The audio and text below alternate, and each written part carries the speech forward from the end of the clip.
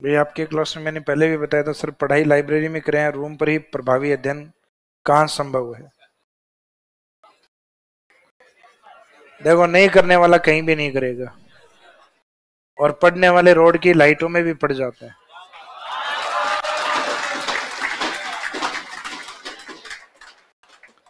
दिल्ली के अंदर आप कई बार होता है झुग्गी झोपड़ी वाले, इनके जो रिजल्ट आते हैं ना कई बार आईएएस के, तो हर 2 या 3 साल में आप देखते हो आईएएस की 200 या 300 रैंक में वहां से कोई ना कोई एक कैंडिडेट निकलता है।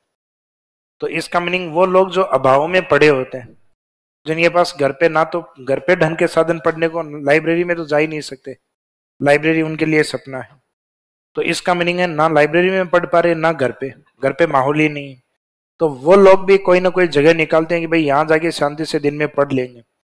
तो मीनिंग है कि पढ़ने का डेडिकेशन होना चाहिए, जगह मायने नहीं रखती। भाई पढ़ना चाहते हो कि नहीं चाहते हो।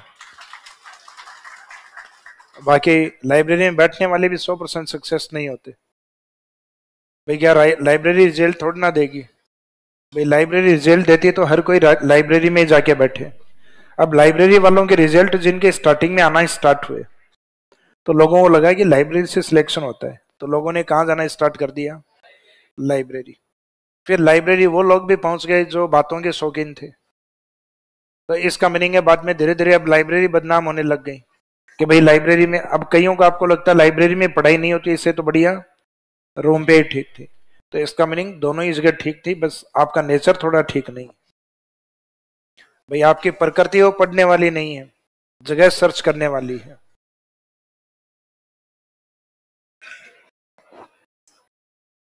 आ जाओ नेक्स्ट टॉपिक। तो नेक्स्ट टॉपिक है आपका वाइल्ड लाइफ वाला, वन्य जीव। देखो वन्य जीव के लिए राजस्थान में कुछ विशेष पॉइंट बोले जाते हैं। एक तो वाइल्ड लाइफ को लेकर राजस्थान में कहा जाता है कि राजस्थान के इंडिया में सेकंड रैंक वन्य जीवों को लेकर। तो सेकंड रैंक है ये तो ठीक है, लेकिन हमारी समस्या की फर्स्ट कौन, तो फर्स्ट है असम स्टेट और सेकंड रैंक पे है राजस्थान। तो वन्य जीव अधिक है, तो इसका मीनिंग है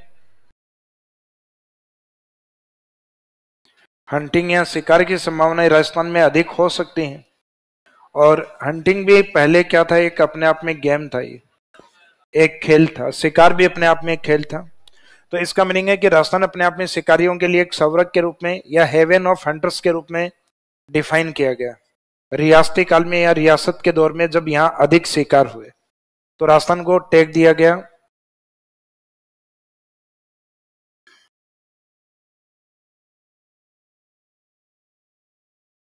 हेवन ऑफ हंटर्स, यानी शिकारियों के स्वर्ग के रूप में। अब धीरे धीरे शिकारियों ने यहाँ शिकार अधिक करना स्टार्ट किया। तो सामान्य सी बात है कि शिकार अधिक करोगे तो वाइल्ड लाइफ या वन्य जीव धीरे धीरे क्या होंगे, वाइल्ड लाइफ कम होगा। फिर वाइल्ड लाइफ जैसे जैसे कम होने लग गए, इकोलॉजी बैलेंस बिगड़ने लग गया कि भाई शिकारी जो दूसरे मांसाहारी या कोई रेनी वाटर का कोई सोर्स होता है, उस एरिया में झील बनने की पॉसिबिलिटी होती है। तो राजस्थान की लगभग झील बनी हुई ऐसे एरिया में है जहां नदियां हो पास में, या नेचुरल वाटर या बारिश का पानी जिस एरिया में प्राप्त होता उस एरिया में पॉसिबल है। तो रामसर साइड अपने आप में वेटलैंड एरियाज होते हैं, तो ये इन सिटू में ही काउंट किए जाते हैं। तो ये सारे जो एग्जाम्पल हैं ये आपके इन सिटू के एग्जाम्पल हैं। फिर इसमें यह कहा कि नेशनल पार्क, सेंचुरीज या कंजर्वेशन रिजर्व एरिया, इनके आसपास अगर जीव जाते हैं, निकल जाते हैं बाहर, तो जिन एरियाज में शिकार अधिक हो रहे हैं तो उन एरिया को अपने को हंटिंग प्रोहिबिटेड एरिया, शिकार प्रतिबंधित या शिकार निषेध क्षेत्र में घोषित करना चाहिए। या जिन एरिया में सेंचुरी या अभ्यारण्य वगैरह नहीं बने हुए हों लेकिन जीवों को अधिक देखा जाता है जिन साइट पे, तो उनको आखेट निषेध, वैसे आखेट निषेध हर एक एरिया आखेट निषेध ही होता है, वे शिकार हर जगह प्रतिबंधित है, लेकिन गवर्नमेंट उन जगहों को हाईलाइट करती है थोड़ी जहां शिकार होने की संभावना अधिक होती है। राजस्थान के अंदर जोधपुर की ओर, जहाँ पे एक प्रमुख संप्रदाय भी है जो जीव और वनस्पति का संरक्षक है, विष्णुई संप्रदाय, उस क्षेत्र में शिकार भी अधिक करते हैं करने वाले। तो मीनिंग है कि जोधपुर जहाँ कोई वन अभ्यारण्य नहीं है, जोधपुर में कोई भी सेंचुरी नहीं आती, कोई भी नेशनल पार्क नहीं है, तो राजस्थान में जो आखेट निषेध है 33 बने हुए हैं, उन 33 में अकेले जोधपुर के पास है 7। तो इसका मीनिंग ये नहीं है कि पुराने जो 33 जिले थे सब में एक एक होगा शायद।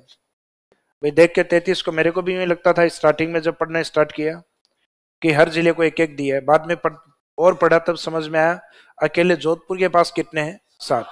तो मीनिंग है कि बहुत सारे जिले हैं जिनके पास इनकी आवश्यकता ही नहीं है, क्योंकि वहां पे या तो जीवों के संरक्षण के लिए सेंचुरी बना हुआ होगा या नेशनल पार्क बना हुआ होगा।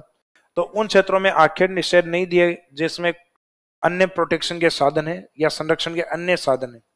और उन क्षेत्रों में जहां शिकार अधिक हो रहे हैं उन क्षेत्रों को थोड़ा सा हाईलाइट किया गया आखेट निषेध के रूप में। तो राजस्थान में आखेट निषेध क्षेत्र कितने, 33। ये इन फॉरेस्ट एरिया के नजदीक वाले एरिया ही होते हैं, या जिस एरिया में थोड़े बहुत जीव होते हैं लेकिन वो किसी में शामिल नहीं होते तो उसमें भी शामिल कर लिया जाता है। तो वैसे तो आखेट निषेध को जनरली कहते हैं कि ये जो नेशनल पार्क वगैरह या जो सेंचुरीज होते हैं उनके आसपास के ऐसे एरिया होते हैं जहाँ पे जीवों का विचरण अधिक होता है, यानी जहाँ पे वाइल्ड एनिमल्स की विजिटिंग अधिक होती है, शिकार की पॉसिबिलिटी जहाँ ज्यादा बनती। अब सामान्य सी बात है, जैसे एक नेशनल पार्क और एक सेंचुरी, इनके बीच में एक वाटर पोर्शन है, जल वाला क्षेत्र है। तो सामान्य बात है कि जल वाले क्षेत्र में इन वन्य जीवों की विजिटिंग होती रहती है पानी वाले एरिया के आसपास पानी पीने के लिए। तो इस क्षेत्र में शिकारी इंतजार कर रहे होते हैं कि वन्य जीव आएंगे और उसका शिकार करेंगे। तो उस एरिया को अगर थोड़ा सा अवेयर कर दिया जाए कि इस क्षेत्र में अगर किसी शिकारी या संदिग्ध व्यक्ति को देखा जाए तो व्यक्ति सूचित करें वन विभाग को। जैसे सलमान खान का पकड़े जाने का मुख्य कारण जोधपुर के लोगों का अधिक अवेयर होना। जैसे ही गोली चली तो गोली चलते बाद में आवाज आई तो उस साइड में लोग भाग कर आए कि क्या हुआ, कि हिरण है, हिरण का शिकार हुआ है। फिर बाद में किसी व्यक्ति ने देखा कि भाई यहाँ से एक जिप्सी गई थी जिसपे सलमान खान बंदूक को लहराते हुए जा रहे थे। फिर बाद में किसी ने कहा कि आवाज भी आ रही थी कमॉन सल्लू कमॉन सल्लू, कि वो ये किसकी थी, कि ये तब्बू या सोनाली बेंद्रे थी। एक मूवी थी ना इनकी हम साथ साथ, उसके शूटिंग के लिए आए थे, बाद में पता चला साथ कोई नहीं था, फिल्म में ही थे बस। साथ सलमान खान का आसाराम बापू दे रहे होते हैं जोधपुर जैली के अंदर। जब आते हैं तब दोनों बैठ के हताई करते हैं आराम से। आजकल तो शायद 2-3 साल हो गए नहीं आए हुए।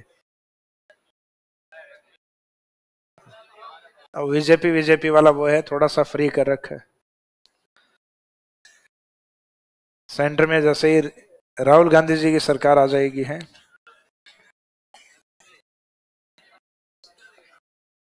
मुश्किल मुझे भी लग रहा है। लेकिन देखो एक किस कंट्री की एक कहानी है जिसमें एक शासक आराम से शासन कर रहा था, काफी लंबा टाइम हो गया। राजा जी आराम से बैठे हुए भाषण दे रहे थे। अचानक एक व्यक्ति, यानी सब लोगों की वो नहीं होता कि भाई बढ़िया शासन चल रहा है, बढ़िया काम हो रहे, जनता भी खुश है, विरोध करने वाला कोई नहीं। एक ऐसा असामाजिक तत्व बैठा था भीड़ के अंदर, और उस असामाजिक तत्व ने कहा, अब राजा भाषण दे रहा, 1.5-2 घंटे हो गए, तो पक गया वो कि क्या फालतू बकवास कर रहे कि देश में सब ठीक चल रहा है। तो बाद में उसके दिमाग में कुराफात आई कि जूते मारो फेंक के इसको, खड़े होके ऐसे ही बोल दिया। तो लोगों को लगा कि ये व्यक्ति जो कह रहा है ना ये ठीक कह रहा है। तो लोगों ने कहा कि तुरंत 10 मिनट या 1 घंटे के अंदर देश की सत्ता बदल गई। तो इसका मीनिंग है कि जिस दिन अपन विद्रोह करेंगे तो सामने वालों के काम हमेशा बेटर हो ये जरूरी नहीं है। भाई मोदी जी की जो पहली